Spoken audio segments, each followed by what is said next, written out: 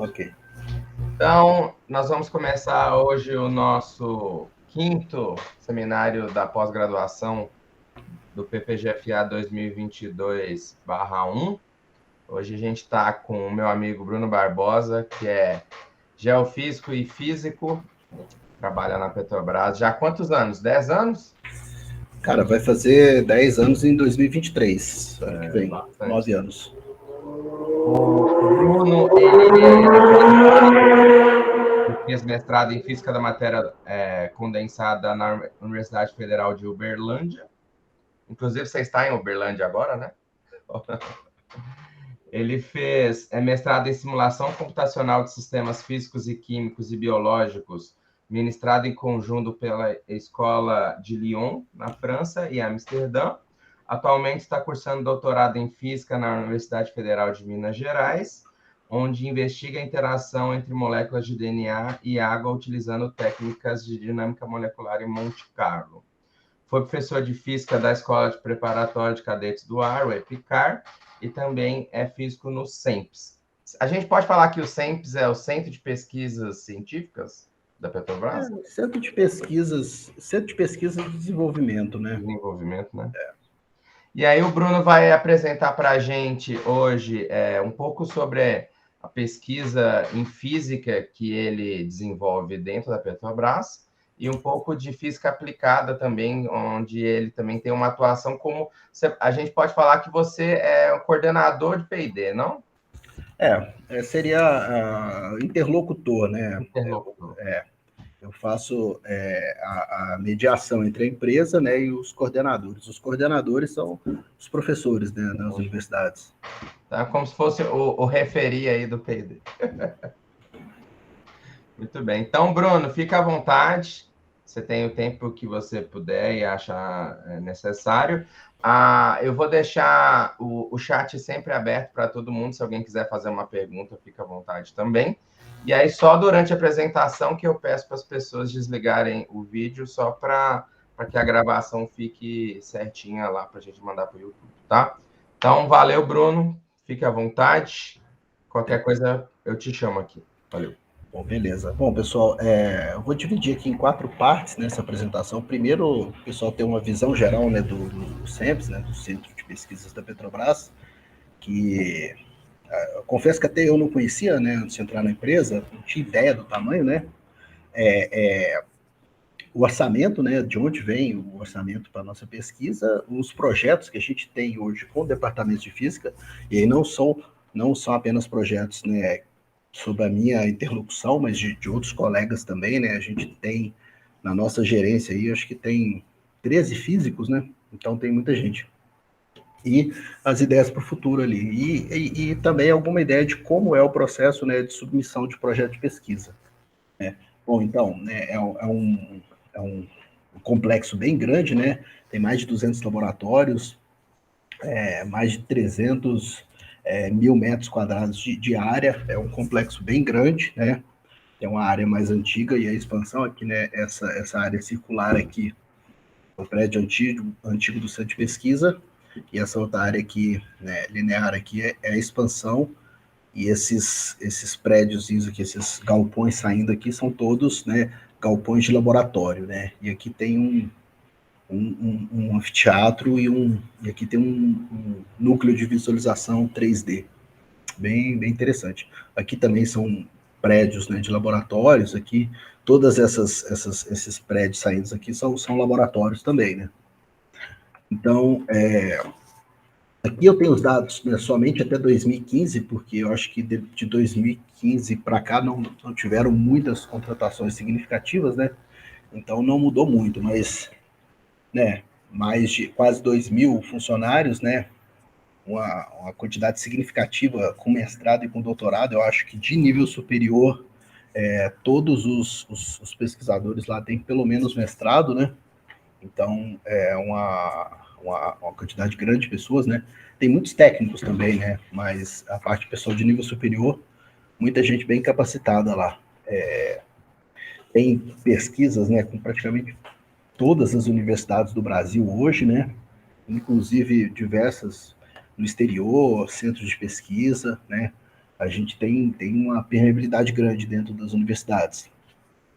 E o orçamento, né, esse aqui é o orçamento total do SEMPES, né, que está na casa aí de 2 bilhões de dólares, e uma parcela significativa dele, né, que é essa linha em azul aqui, é investida diretamente em pesquisa e desenvolvimento, né? E isso, pesquisa em desenvolvimento externa. A gente também faz pesquisa lá dentro, né?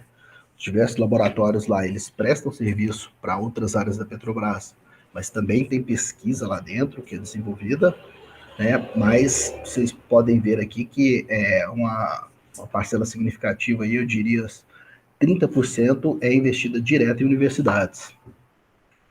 E aqui está, né, a origem, né, desse dinheiro começou em 2015, né, com a legislação, né, com a descoberta do pré-sal e a legislação aonde alguns campos, né, do pré-sal, entre 0,5% e 1%, né, da receita desses campos iria direto para a P&D, né. Então, basicamente, né, tem os vários, né, leilões da ANP, cada leilão da ANP, né, a empresa que ganha o leilão, que ganha a possibilidade de explorar esse campo, ela tem que retornar para a P&D essa porcentagem aqui, né? Então, os 10 primeiros leilões, 1%, né, tinha que ser para pesquisa, desses 1%, 50% em universidades. Isso, esse dinheiro independe da empresa, né, que ganhar. Eu estou falando aqui em nome da Petrobras, mas, por exemplo, né, o campo de Libra no pré-sal, 1% dele vai para pesquisa e desenvolvimento. E esse campo de Libra, ele é 40% Petrobras e 20% Shell. Então, a Shell também pode investir, né, nos projetos de pesquisa dela, né, também da mesma maneira.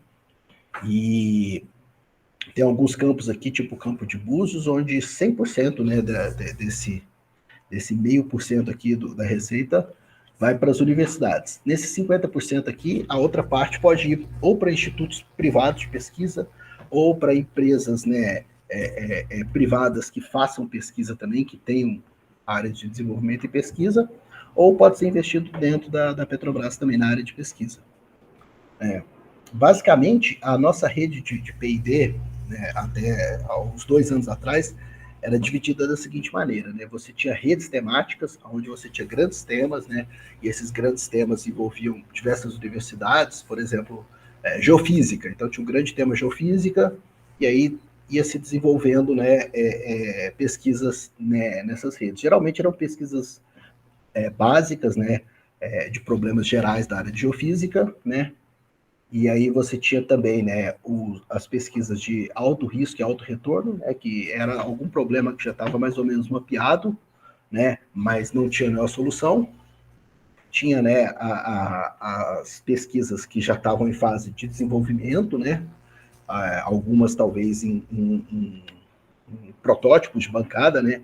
A Petrobras, eu acredito que ela já tem bastante tempo, né, a instituição, isso dentro, até competindo com as universidades que mais deposita patentes no Brasil, né? Então, ganhando aí até de diversas universidades. E também, né, diversas pesquisas que já chegam a entrar em produção, principalmente na área de poços, né? O pessoal, principalmente quando descobriu o pré-sal, né, tinha vários desafios tecnológicos ali que não tinha solução na indústria, né? Principalmente a perfuração da camada de sal, né? Que o sal ele é um material muito fluido, né? Então você tinha que ter uma técnica de perfuração que permitisse que você perfurasse esse material fluido sem destruir a broca de perfuração. Então são problemas, né, técnicos, mas que demandaram uma solução tecnológica. Hoje, né, a estrutura de pesquisa é um pouco diferente, né? A gente tem aqui o site, né, o Sigitec, né, que é o Sistema Integrado de Pesquisas da Petrobras, você pode acessar, e aqui vai ter oportunidades públicas, né? Então, antes você submetia o projeto para alguém conhecido dentro da Petrobras, a pessoa avaliava e isso subia na cadeia ali gerencial para decidir se o projeto era aprovado ou não, né? Então, a iniciativa poderia partir da universidade ou poderia partir do pesquisador. Hoje não, hoje, né, tem uma estrutura, né, de metas, de de linhas, né, onde a Petrobras pretende desenvolver, e dentro dessas linhas você tem as oportunidades que são lançadas pelos pesquisadores. E aí aqui tem um manual, né, esse manual de competitividade, é o manual que vai definir como você deve, né, submeter essa proposta, essa oportunidade pública, e como ela vai ser avaliada, né, tem todas as informações aqui. Então, por exemplo, se eu acessar aqui agora, né, essa oportunidade pública, eu vou ver que tem algumas aqui em aberto, por exemplo, separações de difrações de dados OBN. Essa é uma proposta de um colega que trabalha comigo, né, que é basicamente de processamento de dados sísmicos, né. Aqui você tem visualização e processamento de imagens de grande dimensão. Esse é uma oportunidade bem bacana que eu estou trabalhando junto, que é visualizar dados que vêm de tomografia médica, microtomografia, dados de AFM, dados de fotografias de rochas, né? Todos esses dados, né, essas imagens, elas possuem uma densidade muito grande de pontos, né? E a gente precisa fazer classificação dessas imagens para identificar tipo de rocha, tipo de mineral que tem lá. E fora isso, a gente tem uma base de dados bastante grande que foi adquirindo ao longo dos anos de rocha, tanto de fotografia quanto de raio-x, de tomografia médica, de dados de AFM dessas rochas. Todos esses dados, né, a ideia é que a gente faça um esforço concentrado, né, de classificação por redes neurais, alguma classificação supervisionada, e volte esses dados classificados para o banco de dados, né? Aqui também uma outra na área de reservatórios, na área de geofísica, também um trabalho que eu estou envolvido. Aqui um trabalho na área de robótica, né, uma oportunidade na área de robótica. Aqui na parte de digital twin, a Petrobras está bastante interessada, né, em fazer modelagens de plantas, né, fazer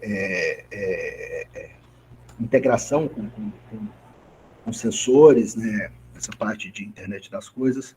Está bastante avançado, inclusive, nas refinarias. Tem algumas plataformas de produção de petróleo que também o pessoal já está integrando com sensores, os mais diversos equipamentos para poder identificar os diversos parâmetros ali e otimizar aquela planta de produção. Interessante, né, que todos esses projetos agora, eles têm que, né, eles atendem a um nível, né, de maturidade tecnológica, né, que é esse TRL aqui. Aí, realmente, aqui a gente pode dizer que foi algo que foi desenvolvido pela NASA, porque, na verdade, é só uma nomenclatura, né? O pessoal da NASA desenvolveu para definir o nível de maturidade tecnológica, né, de um projeto, que ele começa no TRL1, que é simplesmente uma ideia, até o TRL máximo, que, se não me engano, eu acho que é não sei se vai até o 7 ou até o 9, que é quando ele já está um produto comercial. Bom, aqui para ter uma ideia, né, de ordem de grandeza, né, o custo para se perfurar um poço é na ordem de 3 milhões de dólares, né, num campo de petróleo, um único campo. A Petrobras hoje deve ter uns 40 campos que ela está produzindo. Você tem entre 30 e 40, entre 40 e 100 poços que são perfurados. Alguns campos aí já vai para mais de 150 poços, né? Isso em águas profundas, né? Se for em terra, passa de 1.000 poços, né? E as reservas, né? 12 bilhões de barris de óleo equivalente. Aqui eu acho que caiu um pouco as reservas, acho que está na casa de 10 hoje. Diminuiu um pouco. A produção dela, né? 1,3 milhões de barril por mês. E aí você multiplica isso pelo preço do barril, que agora acho que caiu um pouco abaixo de 100 dólares, né? E aqui é que vem a cereja do bolo, né? O fator de recuperação, né? O quanto de óleo a gente recupera ali dessas reservas, né? É em torno de 40%, na melhor das hipóteses, né? No cenário mais otimista. Ou seja, se você conseguir aumentar o fator de recuperação em 2%, em um poço apenas, você tem um retorno de 3 milhões de dólares, mais ou menos, né? Considerando que um projeto aí de pesquisa de 4 anos vai custar aí em torno de 2 milhões, né? Se esse projeto de pesquisa conseguir melhorar o fator de recuperação em 2%, em um mês você já paga o projeto de pesquisa de 4 anos, né? Esse é o cálculo, mais ou menos, que a gente faz, né, hoje para valorar os projetos de pesquisa. A gente identifica o quanto esse projeto vai melhorar o fator de recuperação, ou o quanto ele vai otimizar algum tipo de processo, né? Calcula o quanto isso vale em barris de petróleo, né? Multiplica pelo valor, o preço do barril, e com isso você tem o retorno sobre o investimento do projeto de pesquisa. E interessante que hoje em dia todos os projetos de pesquisa que a gente tem atualmente na Petrobras, eles se pagam, né? E alguns, a maioria deles dá um lucro substancial, né?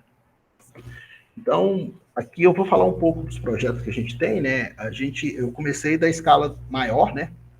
Desde a exploração do petróleo até na escala menor ali, que eu acho que vai ser mais interessante para a turma aí, né? Então, basicamente tudo começa, né, com a exploração sísmica, né? Você passa um navio sísmico pelas camadas de rocha e tenta, né, iluminar com a onda acústica essas camadas, e com isso a gente obtém uma imagem que, na verdade, são as refletividades, né, dessas camadas aqui. Cada vez que a onda interage com a diferença de densidade e de velocidade, né, dessas ondas na rocha, você tem uma interface, e com isso você tem um sinal.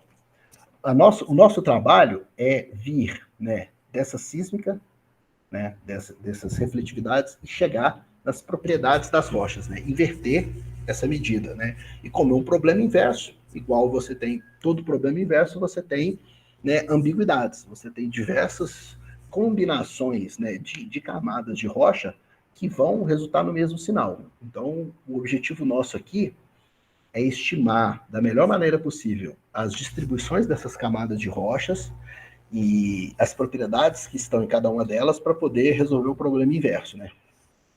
Então, aqui é um exemplo, né, de um campo. Esse aqui não é um campo do pré-sal, é um campo pós-sal, está acima do sal. Mas é um exemplo interessante que o que a gente vê no experimento é isso aqui, né? São essas cores aqui, e cada um dessas cores aqui, né, vermelho e azul, representa uma interface entre uma camada e outra. E o nosso objetivo é descobrir quais são essas camadas, né? Aonde está o óleo e quais as propriedades. Se essa rocha é porosa, se ela não é porosa.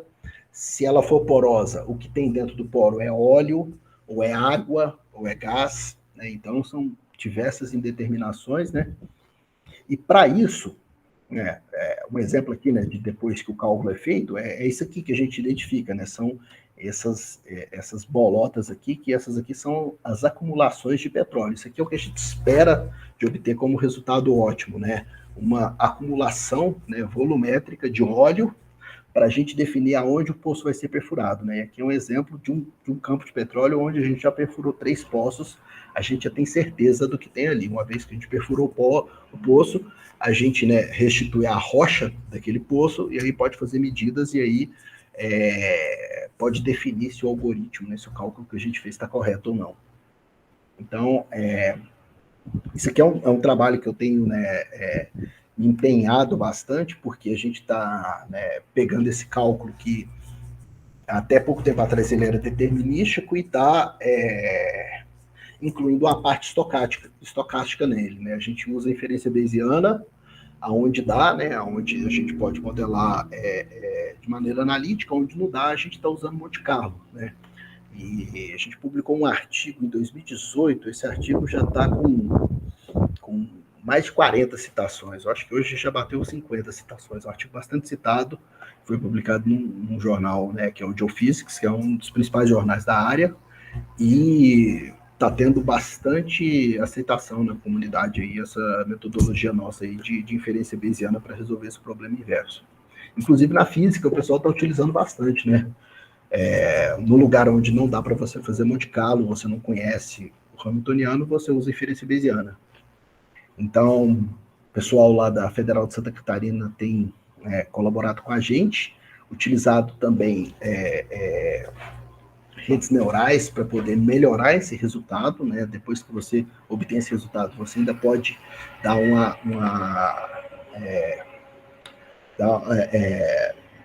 melhorar a resolução dele, né? Infiltragens ou até mesmo fazendo talvez uma busca aleatória. E depois disso, né, a gente tem a segunda parte do trabalho, que é pegar esses dados de rocha, né, as rochas mesmo, amostras de rocha, e tentar, né, construir um modelo físico para prever essas propriedades, né.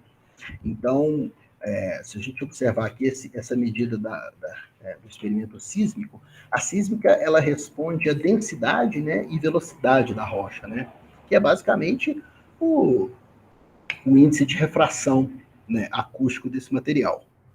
Porém, o que a gente quer é saber quais os minerais que compõem essa rocha, né, qual a porcentagem, né, dessa rocha aqui, da porosa, né, que tem poros, e o que tem dentro desses poros, né, que tipo de fluido.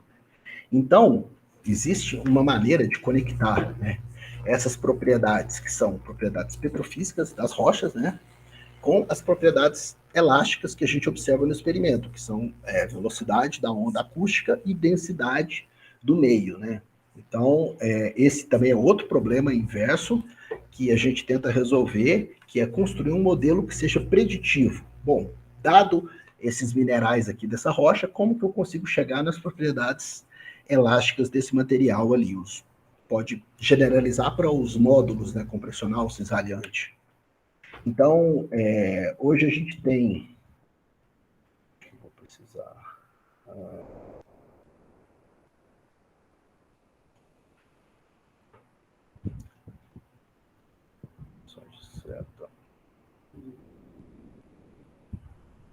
Bom, hoje a gente tem, né, quando a gente perfura um campo de petróleo, a gente retira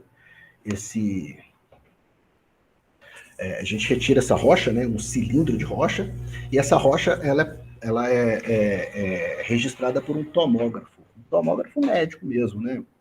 E a gente faz a medida de tomografia. E até pouco tempo atrás a gente não conseguia. Bom, a gente não tinha nenhum tipo de software para poder visualizar essas rochas e fazer algum tipo de medidas, né, nessas rochas. Então, hoje a gente desenvolveu em parceria com essa empresa aqui, a N-Trace, né, que é uma empresa onde os alunos terminaram o doutorado via um projeto de pesquisa da Petrobras e, né, montaram essa empresa para produzir softwares de P&D. Então, o objetivo, né, desse projeto de pesquisa é tentar utilizar, né, algum tipo de inteligência artificial para classificar as diversas camadas, né, que tem nessas rochas. Que o pessoal fazia, né, a medida de raio-x dela ali e fazia simplesmente porque essa medida era necessária, né? Então aqui a gente tem, por exemplo, uma rocha do pré-sal, um carbonato do pré-sal, onde você pode ver que ele tem aqui, né, esse azul, é uma falha. Essa rocha, ela falhou de alguma maneira, teve algum tectonismo, algum movimento, né, de massa que fez com que essa rocha falhasse, né? Ela teve uma quebra e com isso, né, por essa falha, a água percolou e criou uma região de densidade mais alta. Isso é algo que a olho nu seria muito difícil de ver, porque o carbonato parece um mármore, né, a rocha. Ela não tem muita coisa ali que você consegue identificar visualmente. Então, você tem que fazer algum tipo de medida, né, nessa rocha, raio-x, alguma coisa desse tipo. Então, com isso, a gente consegue, né, através desse software que está sendo desenvolvido atualmente, né, classificar as diversas faces que a gente chama, né? São regiões na rocha com propriedades que a gente pode separar uma da outra, né? Essa aqui é uma delas. E aí depois a gente pode fazer um estudo para saber se essa parte azul aqui, onde a rocha falhou, se ela é permeável ou não. Então a gente faz uma medida, saca um pedaço dessa rocha, leva para um equipamento, né, insere um fluido e vê se existe e mede a permeabilidade ali nas várias direções para ver se quando a gente, né, perfurar um poço em uma região dessa, se ele vai conseguir produzir o óleo ou não. Outro exemplo aqui, né, são também medidas, né, uma vez que a gente sacou essa rocha, a gente constrói uma lâmina muito fina dela e a gente tira fotografias em várias orientações distintas, porque todos esses minerais, eles respondem diferente aos diversos... Eles têm, né, refletividades diferentes dependendo do ângulo da luz. Então, com isso, a gente consegue identificar diferentes minerais. Então, a gente está desenvolvendo um software onde a gente faz uma análise supervisionada. A gente classifica alguns minerais que a gente tem certeza, falou, ó, esse mineral aqui é calcita, esse mineral é quartzo, então eu dou essa informação, né, para uma rede neural e ela continua, né, classificando essa rocha para mim, essa lâmina. Então a ideia no final é que a gente tenha uma inteligência artificial que ela possa classificar todas essas lâminas, né, de maneira automatizada. Então a gente vai treinando a rede neural, ela vai ficando mais esperta, né, a gente vai informando o que é. Isso é o estado da arte hoje das redes neurais, né? Hoje em dia os algoritmos não são mais como era antigamente. Você pegar um curso de inteligência artificial, ele vai falar, como que eu classifico um número? Eu pego o número 7 e aí eu divido ele em várias, né, várias bordas diferentes ali, a parte que está na horizontal, a parte que está meio na diagonal, achei o número 7. Né, hoje em dia os algoritmos não... O estado da arte não está mais nessa fase, né? Hoje em dia você treina ela, falou, ó, o número 7 é esse aqui, não importa o que tem lá dentro. Eu estou te falando que quando aparecer alguma coisa parecida com isso, vai ser o número 7.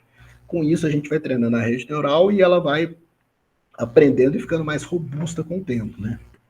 E aqui do lado direito é uma sobreposição da fotografia dessa mesma lâmina com uma microscopia com uma medida de AFM, onde você tem certeza de qual que é o mineral, porque eu estou medindo ali, né? E pelo AFM eu sei quais são os elementos químicos e com isso eu faço, né, sabendo os elementos químicos ali em cada ponto, eu consigo identificar qual que é o mineral ali que compõe aqueles elementos químicos. Então eu sobreponho... Travou aqui? Ah, não, está escrevendo. Eu sobreponho, né, a medida da fotografia, né, que o geólogo quer ver a fotografia, porque aí ele tem conhecimento, eu sobreponho com as informações que foram obtidas de um experimento, né, muito mais preciso. E aí, com isso, eu consigo classificar todos os minerais que estão nessa rocha aqui, qual que é a proporção deles, né? Então, aqui, por exemplo, eu tenho um resultado para uma rocha dessa, aí eu descubro, eu tenho uma quantidade de poros aqui, né? Esse é o histograma dos tamanhos dele, né? Aqui eu tenho, né, argila, eu tenho aqui uma mistura de argila com um mineral calcita, e eu tenho um outro mineral que é a calcita. Essa informação aqui é o dado de entrada para um modelo que a gente está desenvolvendo para poder prever as propriedades elásticas de uma rocha, né? Então você vê que vai envolver uma medida de tomografia da rocha, depois medidas óticas dessa rocha, né? E depois medidas de AFM da mesma rocha. Com isso, a gente vai casar todas essas informações, extrair os parâmetros para construir um modelo matemático para prever essas propriedades, né? Aqui é um outro exemplo também, né, que você pode estar me perguntando, tá, mas você só faz experimentos sísmicos? Então, a gente também faz experimentos... Vou colocar aqui, ó. A gente também faz experimentos eletromagnéticos, porque o sal ele é um isolante, né? Um isolante elétrico, e também o óleo é um isolante. E a água, quando tem água dentro dos poros, ela geralmente é uma água salgada, então ela tem uma condutividade alta. Então, com isso, a gente faz medidas de resistividade, onde a gente pode identificar, né, os corpos de sal aqui, né, na região do pré-sal. Então, tem alguns lugares onde esse sal, por ele ter essa característica fluida, ele vai se comprimindo à medida que vai depositando sedimentos, né, quando o pré-sal foi formado, e esse sal vai sendo espremido e forma essas montanhas aqui gigantescas. Então, esse é um projeto de pesquisa de um colega que está fazendo doutorado, né, o João Lucas, no CBPF. onde ele vai fazer uma inversão desse dado eletromagnético, né, que ele tem uma resolução bem baixa, para casar com o dado sísmico e fazer, né, uma medida conjunta para melhorar a resolução dessa nossa medida que a gente já tem da sísmica. Então, aqui é um exemplo, né, de um trabalho que está sendo desenvolvido, né, você vê que é uma resolução bem baixa, né, e a ideia, depois de otimizar o algoritmo, é que você consiga identificar exatamente aonde está, né, essa região de sal dentro da bacia de sedimentos. Também, né, lá no CBPF, a gente está desenvolvendo, outro grupo está desenvolvendo também, né, medidas de micro-CT, né, de rochas, e aqui a ideia é melhorar o experimento de tomografia, né, você coloca no tomógrafo médico, ele tem uma limitação de resolução que está relacionado ao comprimento de onda do raio-x, né, e a ideia é você utilizar a inteligência artificial, utilizar, né, diversas medidas em ângulos distintos para melhorar essa resolução, porque atualmente a gente não consegue visualizar o poro das rochas igual a gente visualizaria num microscópio óptico, né? Então a gente tem aqui uma imagem borrada, aqui a gente tem uma imagem numa resolução óptica muito mais alta, a gente gostaria que essas duas medidas estivessem na mesma resolução para a gente poder fazer a análise que a gente faz numa lâmina, a gente possa transportar ela para um volume de rocha, né? Um cilindro de rocha aqui 3D, e obter uma estatística muito melhor da distribuição dos minerais. Porque atualmente o máximo que a gente consegue é a estatística mineralógica de uma lâmina muito pequena, né? De um plug de rocha desse tamanhozinho, né? Pequeno, talvez, acho que ele tem 1 polegada, né? De diâmetro. Então, né? Uma estatística muito pontual. É o máximo que a gente consegue, né? Para poder trabalhar nesses modelos preditivos. E também, depois disso, né? Tentar classificar esse cilindro, né? Nos diferentes tipos de rochas que a gente tem lá no pré-sal, né? São mais de 12 tipos de rocha diferentes, dependendo de como, né, o pré-sal ali, o carbonato do pré-sal, como ele se desenvolveu, né? O carbonato, ele é um recife de coral, né? Então ele é um organismo vivo, então ele tem diversas maneiras que ele pode crescer. Então, com rede neural profunda. Tem um outro projeto que a gente tem, esse é com o pessoal da USP, o professor Caetano, que é um colaborador nosso também. A gente faz medidas de dinâmica, a gente faz simulações de dinâmica molecular para tentar entender como que, né, o óleo é drenado ao longo dos poros, né? Então você tem uma rocha porosa e o óleo está aqui dentro, só que tem água junto. E o óleo e a água, eles têm, né, permeabilidades distintas, dependendo da concentração de um em relação à outra. É a permeabilidade relativa que a gente diz. E essa permeabilidade, obviamente, que ela varia com a pressão. E ela varia também com o diâmetro do poro. Então, a ideia é fazer simulações, primeiro com dinâmica molecular. Aliás, começa com DFT, né? Uma simulação pseudoquântica ali, para tentar entender como que é a interação do óleo com a água, porque essas interações, se você for trabalhar em física, por exemplo, de superfícies, você já tem todas essas simulações prontas. No caso de petróleo, ainda não tem, então a gente tem que construir essas interações, ver como que é esses potenciais de interação, para depois fazer uma simulação mais, digamos assim, coarse grain, né, uma dimensão maior. Então, a ideia primeiro, a parte de fazer, né, a simulação de DFT já está pronta, o pessoal já fez o dinâmico molecular, e depois é fazer uma simulação contínua, né, para tentar entender, né, aí numa escala já no reservatório de petróleo, né, qual que é a permeabilidade relativa de todos os tipos de óleo e todos os tipos de água que a gente tem, né? E a água também, dependendo da salinidade dela, você vai modificar essa permeabilidade relativa. Então, essa é a ideia, tentar entender como que funciona essa permeabilidade. Esse é um dos projetos que mais tem impacto na possível produção, né, recuperação secundária do óleo, porque se a gente injetar algum fluido ali para tentar impulsionar esse óleo para vir para o poço produtor, dependendo de como, né, tá a salinidade desse fluido injetado, você pode melhorar essa permeabilidade do óleo.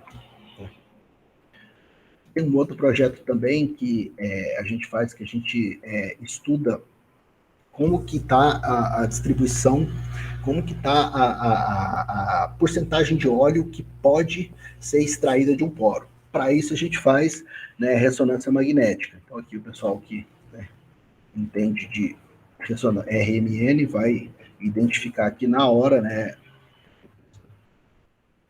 Ah, já apareceu e depois sumiu, né?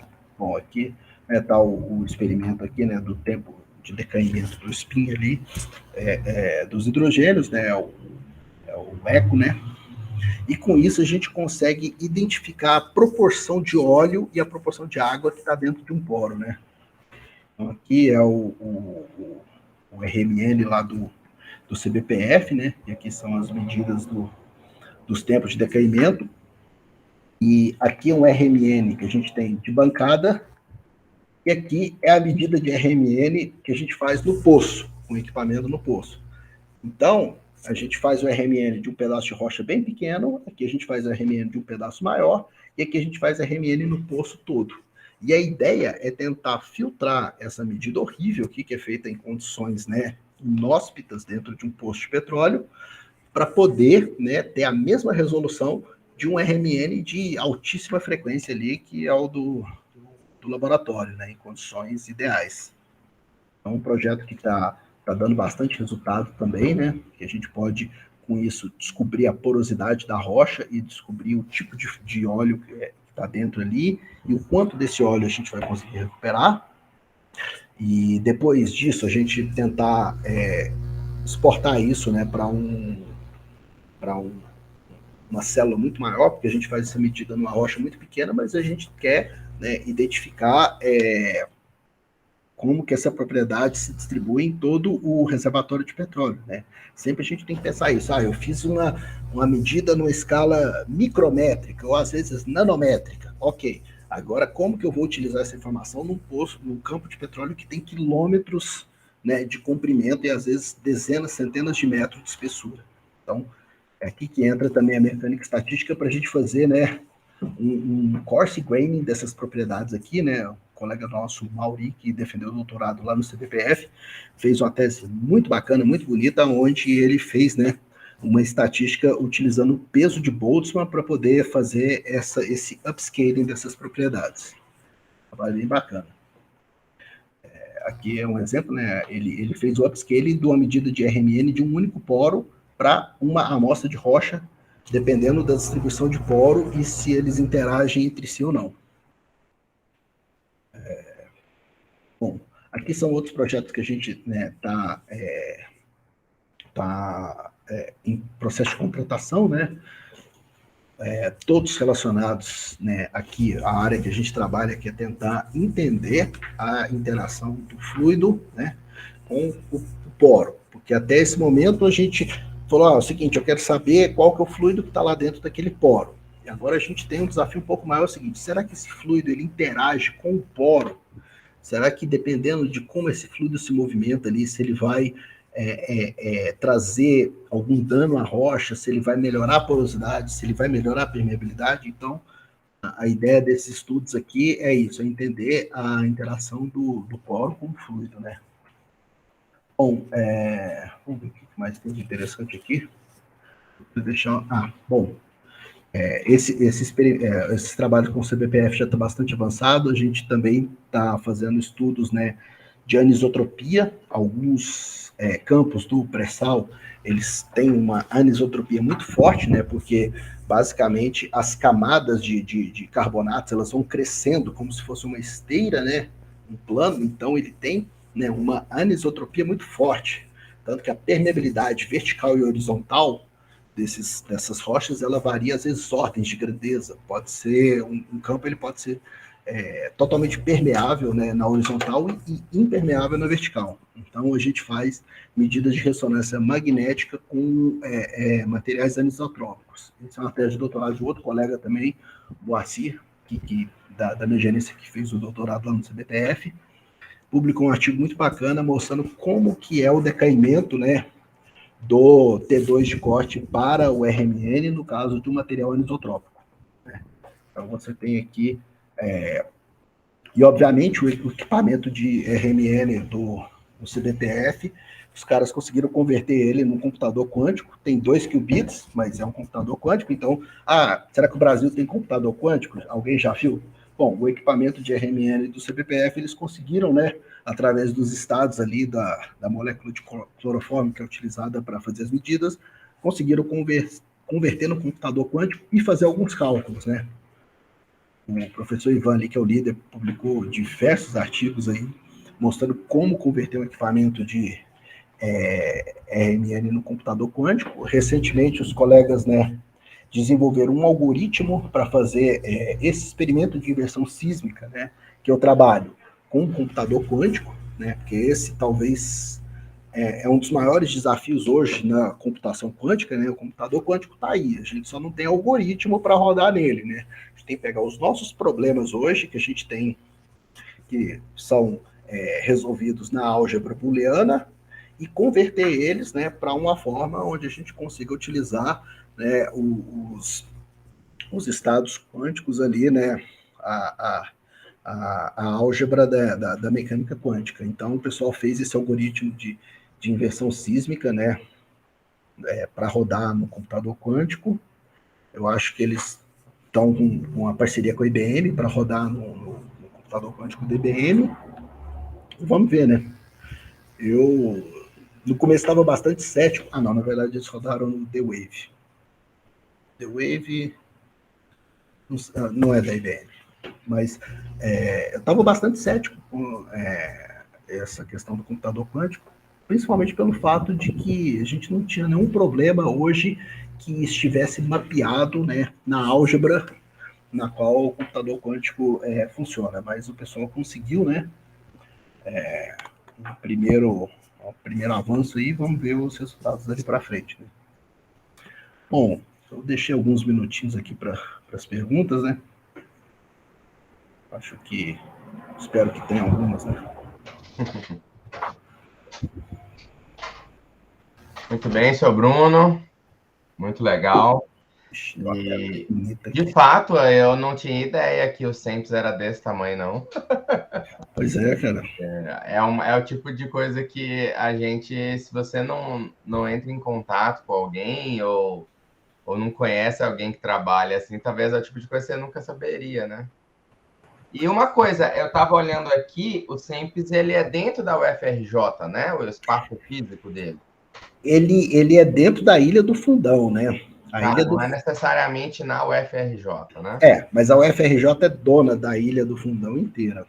Então, a gente paga um aluguel para a UFRJ ali. É um negócio meio estranho. Tá, e uma pergunta que eu tenho quando você falou da anisotropia, exatamente o que você quer é que isso aconteça, né? Que você tenha uma condução ali na horizontal grande e uma impermeabilidade na vertical. Não necessariamente. Não? Não necessariamente. O melhor é que ele seja isotrópico, né? Porque quando você tem um poço de petróleo, você tem aqui, né? Você tem o que a gente chama de canhoneamento. A gente faz um revestimento desse poço, né? E depois vem com umas bombas ali, explode esse negócio para o óleo, né? Permear na parede do poço aqui e subir. E a ideia é que ele seja isotrópico, né? Para o óleo vir de todos os lugares. Porque se uma camada de cima não comunicar com a de baixo, eu só vou conseguir extrair o óleo que está exatamente na posição aonde eu fiz o canhoneamento do poço, né? Então, se ele for isotrópico, aí o óleo vem de baixo, vem de cima, vem de todos os lados.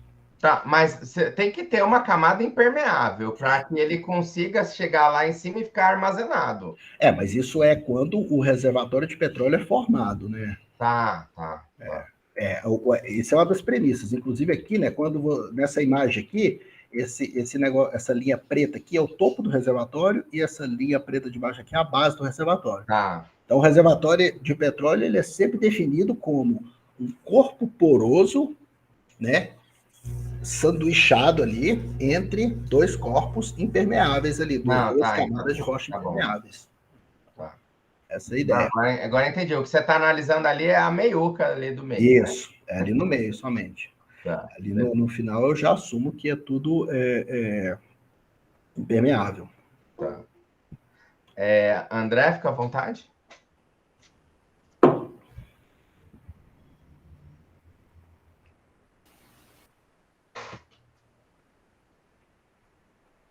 Oi, Bruno, tudo bom? Opa, beleza. Antes de tudo, obrigado aí pela palestra, uma palestra bem interessante sobre as atividades do SEMPS, né? Bom, assim, eu já fui geofísico da Petrobras no último tempo, né? Até 2009, né? Saí antes de você entrar. Eu entrei em 2010. Então, foi um entrou, outro saiu. E assim, a gente tem desenvolvido alguns projetos de pesquisa, né? Então, inclusive, a gente apanhou essa transição para o ambiente de oportunidade, modelo novo, para o modelo E assim, a gente estava até com algumas conversas avançadas, mas daí foi suspenso, né? Daí, assim, agora acredito que a única maneira de você começar um relacionamento com a Petrobras seja através das oportunidades, né? É aquele negócio, né? Por exemplo, os projetos em andamento, eu vou te dar um exemplo prático. A gente estava com uma ideia, né, de fazer um estudo em lâminas. Né? Negócio de lâmina é um problema, cara. A gente tem muita lâmina na Petrobras e o pessoal faz vários nadas com essas lâminas. E eu precisando das informações dessas lâminas, e o pessoal simplesmente não tinha. Cara, você tem noção de que assim, um poço desse de petróleo, a gente retira mais ou menos, sei lá, vamos supor que o poço tem 100 metros de espessura, a gente retira 100 caixas de testemunho, cada testemunho de 1 metro, a gente retira 3 plugs, de cada plug a gente retira uma lâmina.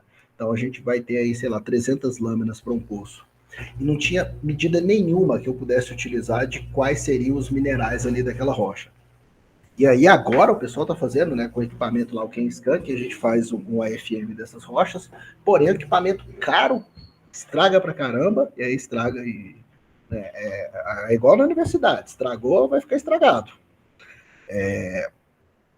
E a gente estava com a ideia de fazer uma medida de espectroscopia Raman, é uma medida mais barata e que, inclusive, ela vai resolver algumas ambiguidades que o AFM não resolve, porque o AFM ele vai te dar ali os elementos químicos, mas não necessariamente o mineral, porque às vezes você tem o mesmo minerais diferentes com a mesma composição química. O que acontece? Numa conversa de bar, eu não sei se o Emilson conheceu o Vitor lá da PUC.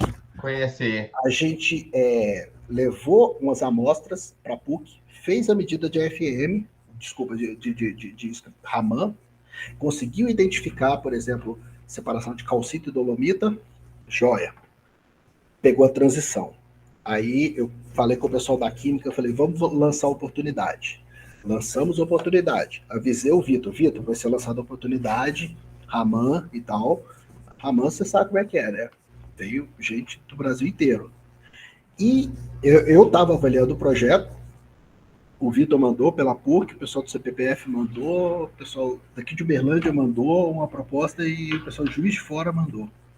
E quem ganhou foi o pessoal de Juiz de Fora, tem um centro de microscopia lá bem organizadinho com o pessoal da química, eles fizeram uma proposta bacana, eles tinham uma startup que a ideia nossa era, né, fazer a FE, fazer a Raman, a lâmina, fazer um equipamento que pudesse varrer toda a amostra já, tudo automatizado, pegar o espectro Raman, já converter num mapa de mineral, ó, aquele ponto ali, o espectro Raman bateu com a calcita, então beleza, vou chamar de calcita, me dá um mapa 2D disso já, né? E o pessoal lá já tinha uma startup de dentro da Federal Juiz de Fora que já ia desenvolver um software já para isso, para esse experimento.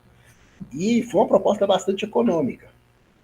Isso é legal porque, assim, uma coisa que eu via muito nos projetos de P&D da Petrobras era, às vezes, o pessoal se aproveitava. Às vezes o cara tinha um equipamento na universidade, submeteu a proposta de pesquisa para a Petrobras para comprar outro equipamento igual. Ele falou, não, esse vai ficar só por conta do projeto da Petrobras. Ah, mas você não vai fazer medidas 24 horas por dia no equipamento. Então, tinha muitas propostas assim, com valores muito altos.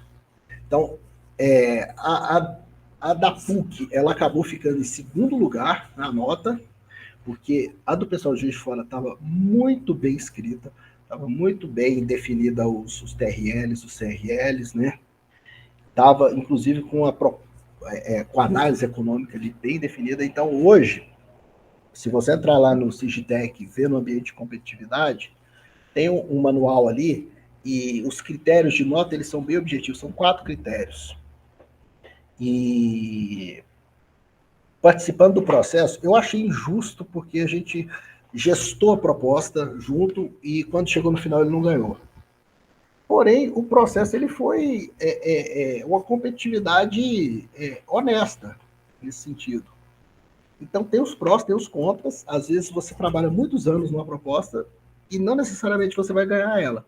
Mas existe uma possibilidade grande de você ganhar e existe uma possibilidade de você cortar, né, as bizarrices. Porque tinha uma das propostas que o valor era 4 vezes mais alto que as outras, em termos de orçamento. Então, nesse ponto, eu acho que essa transição ela foi abrupta, foi do nada, interromperam um monte de projeto, um monte de gente ficou sem bolsa, foi terrível.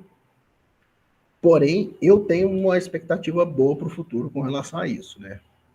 Não sei qual que é a área aí que vocês têm trabalhado aí a gente tem trabalhado com machine learning para prever faces sísmicas, né? Então, inclusive, a gente está com um artiguinho aceito no The Leading Edge, né? Mas assim, a questão eu acho interessante também essa concorrência pública que vocês estão fazendo agora, né? Agora, uma coisa, assim, claro, vocês ainda estão se adaptando a esse processo, né? É novo para vocês, né? Mas assim, a gente está participando de 2 propostas, 2 oportunidades lá, né? E daí a minha pergunta é a seguinte, será que eventualmente eu vou receber um feedback Cara, essa é uma dúvida boa. Essa é uma dúvida boa. Eu não sei. Eu vou procurar saber e te falo. Porque eu tenho algumas críticas. Primeiro, é o seguinte, eles dizem que a análise tem que ser anônima. Eu não posso fazer análise de um projeto de pesquisa anônimo. Eu tenho que olhar e falar assim, tá, beleza, os caras da PUC. Ah, eu sei que a PUC tem uma infraestrutura, porque o cara pode mentir na proposta, ele pode falar que tem infraestrutura e não tem. E eu não vou ficar analisando currículo de pesquisador, mas é interessante saber quem é o grupo, sabe? Então, é uma pergunta boa, eu não sei se o pessoal tem feedback, mas eu vou procurar saber sim, isso é importante. Porque assim, acho que não é só uma questão de saber quem ganhou, né? Mas assim, saber se a proposta, por mais que você não tenha ganhado, se ela está boa, né? Ela seria aceita em outro contexto, né? Ou se não, se você está viajando, né? Pelo menos a nota que foi dada nos itens seria importante a pessoa ter. Exato. Isso é importante. Eu vou procurar saber isso, vou perguntar para a pessoa e te falo. Mas, nossa, eu vou ter que entrar nessa reunião agora às 3h, que é uma reunião do concurso. O pessoal a gente está avaliando alguns candidatos com necessidades especiais do concurso. E a gente passou o domingo avaliando eles e não conseguiu terminar. E aí marcou agora para as 3. Mas... Sem problema.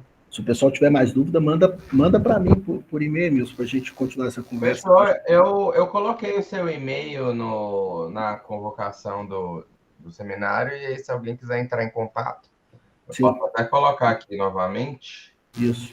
E André, manda para mim. Nossa, agora deu tela infinita aqui. Deixa eu parar de compartilhar. E manda para mim essa proposta que você participou, porque essa questão de inteligência artificial para faces sísmicas, a gente está com algumas ideias aí, tem um projeto que a gente está trabalhando, né, mas para analisar em lâminas. Por enquanto está em lâminas, mas a ideia é passar para plugs, para testemunhos e depois para sísmica. Né? Escalar mesmo, né? No fundo, está escalando a... Mas tem que fazer isso de uma maneira inteligente, cara, porque não dá simplesmente para fazer uma média harmônica ou uma média simples. É um negócio, é um problema muito complexo que o pessoal não tem nem ideia da solução ainda. Bom, eu vou ter que entrar lá mesmo. Obrigado, Bruno. Muito obrigado. Valeu. Valeu demais. Bom trabalho aí para você. E aí eu vou colocar a palestra no YouTube e aí eu compartilho contigo, tá? Eu vi que tem umas perguntas aqui. A questão, o Felipe perguntou aqui como são avaliados. Cara, a avaliação é por metas, né? Você define as metas anuais e com isso, no final do ano, o chefe te diz se você foi bem ou mal. Mas manda por e-mail aí. Fechou. Valeu, Bruno. Obrigado.